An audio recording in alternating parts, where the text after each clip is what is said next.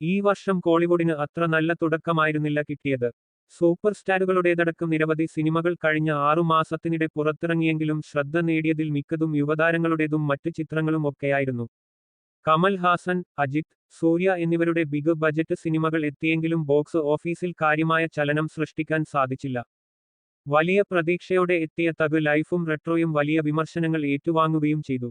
South Indian cinema പ്രേമികൾ ഒന്നടങ്കം ഏറെ പ്രതീക്ഷയോടെ കാത്തിരിക്കുന്ന ചിത്രമാണ് രജനികാന്ത് നായകനായി എത്തുന്ന ലോകേഷ് കനകരാജ് ചിത്രം കൂലി. മലയാളം, തെലുഗു, ബോളിവുഡ് എന്നിവയിൽ നിന്നും നിരവധി താരങ്ങൾ ചിത്രത്തിൽ അണിനിരക്കുന്നുണ്ട് എന്നാണ് റിപ്പോർട്ട്. കൂലിയിലൂടെ തമിഴ് സിനിമയുടെ ഗതി മാറും എന്നാണ് ആരാധകരുടെ പ്രതീക്ഷ. മാർച്ചിൽ റിലീസ് ചെയ്ത മലയാള ചിത്രം എമ്പുരാനെ മറികടക്കാൻ ഈ വർഷം ഇതുവരെ ഇറങ്ങിയ മറ്റ് സൗത്ത് ഇന്ത്യൻ സിനിമകൾക്കൊന്നും സാധിച്ചില്ല. അതുകൊണ്ട് തന്നെ കൂലിക്ക് എമ്പുരാനെ മറികടക്കാൻ സാധിക്കുമോ എന്നത് കണ്ടറിയണം. വമ്പൻ ബജറ്റിൽ ഒരുങ്ങുന്ന ആക്ഷൻ ചിത്രത്തിന്റെ ഓരോ അപ്ഡേറ്റുകൾക്കും വേണ്ടി ആവേശത്തോടെയാണ് ഏവരും കാത്തിരിക്കാറുള്ളത്. മാനഗരം, കൈദി, മാസ്റ്റർ, വിക്രം, ലിയോ എന്നീ സിനിമകൾക്ക് ശേഷം ലോകേഷ് സംവിധാനം ചെയ്യുന്ന ചിത്രമാണ് കൂലി. സൺ പിക്ചേഴ്സിന്റെ ബാനറിൽ കലാനിധി മാരനാണ് ചിത്രം നിർമ്മിക്കുന്നത്. ഓഗസ്റ്റ് 14 ആണ് ചിത്രം റിലീസ് ചെയ്യുന്നത്.